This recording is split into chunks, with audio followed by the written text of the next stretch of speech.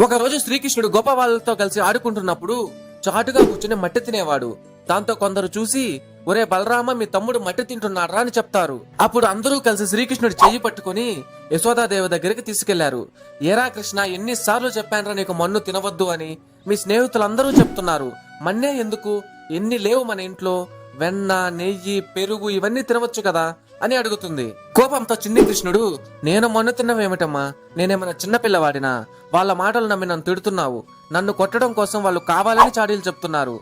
కావాలంటే నా నోట్లో చూడు, మట్టి ఉందేమో అని అంటాడు. దాంతో యశోదాదేవి మోకాళ్ల మీద కూర్చొని నోట్లో చూడగానే సమస్త పర్వతాలతో, నదులతో, సముద్రాలతో, అడవులతో, నందవ్రజంలో ఉన్న ఆవులతో, తన ఇంటితో సహా అన్నీ కనిపిస్తాయి. ఇది కళా లేక వైష్ణవమాయ? వీడి నోట్లో విశ్వరూప సందర్శనం కనిపిస్తుందేమిటి అని ఆశ్చర్యపోతుంది.